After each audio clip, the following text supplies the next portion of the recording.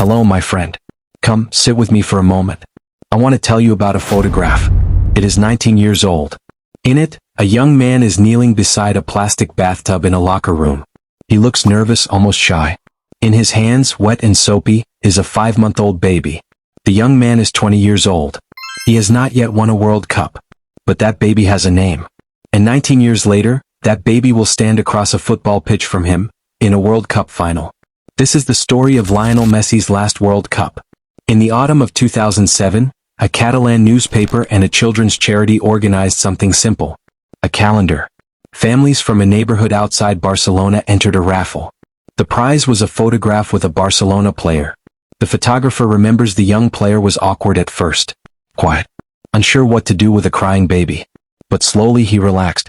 He picked up the child. He helped bathe him. The calendar was printed. The photograph appeared on a January page, seen by a few, then forgotten. The baby grew up. The young footballer became the best player alive.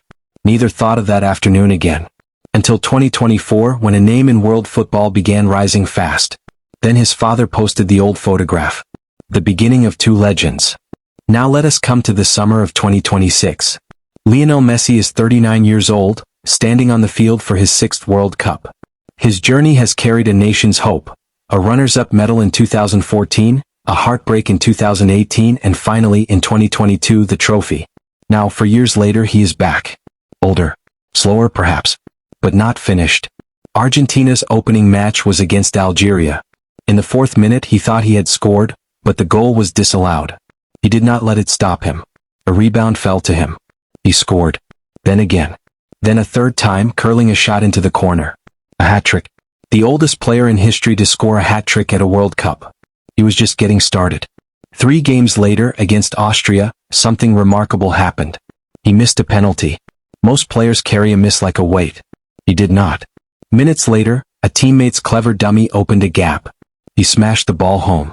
That goal tied the all-time World Cup scoring record, 16 goals, a mark that had stood since 2014. He did not stop at 16. He broke it. He now stands alone at the top of that list. 96 years of football's biggest stage. Thousands of players. And now one man stands alone.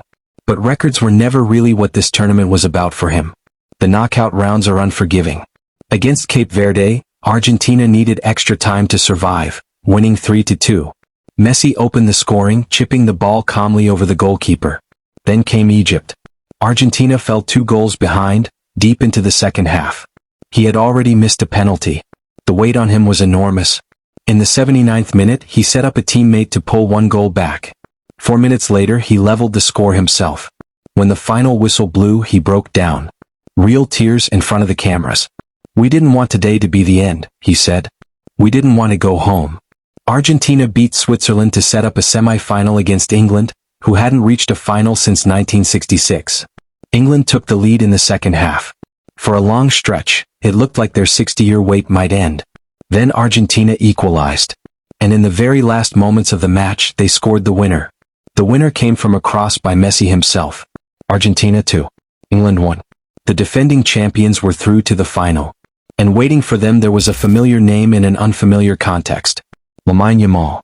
Lamine Yamal turned 19 on the 13th of July, the day before Spain beat France to reach the final. He is the youngest player ever nominated for the Ballon d'Or. He made his Barcelona debut at 15 years old, younger even than Messi was. He won the European Championship with Spain in 2024, at just 16 years old. When he arrived at Barcelona's first team, the club gave him something symbolic, the number 10 shirt. The same number Messi wore for almost 2 decades. When journalists showed him the old photograph again, Yamal simply smiled. "I have grown a little and Leo has too." This Sunday at MetLife Stadium in New Jersey, the two of them will stand on the same pitch for the first time. Not as photographers' subjects. Not as club teammates. As opponents in a World Cup final.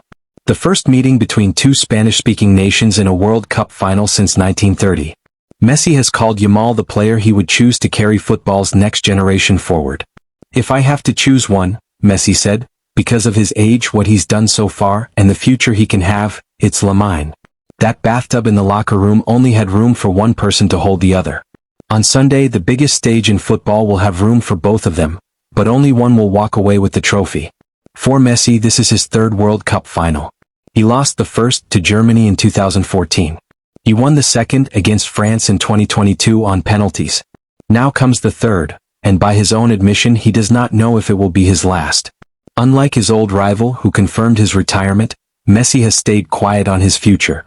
He has not ruled out playing until 2030, when he would be 43 years old. All he has said is that he will keep playing as long as I feel physically able. Maybe this really is his last World Cup. Maybe it isn't. Nobody knows for certain. My friend, there is something in this story that goes far beyond football. We rarely know, in the ordinary moments of our lives, which ones will matter. Messi did not know, kneeling beside that tub in 2007, that he was touching the future of the game he loved. And yet, 19 years later, that small afternoon has become one of the most remarkable coincidences in the history of sport. Perhaps that is worth remembering, the kindness you offer without expecting anything back. Sunday, July 19th. MetLife Stadium, New Jersey. 2 generations of the same sport. Thank you for spending this time with me today. I will see you soon with another story.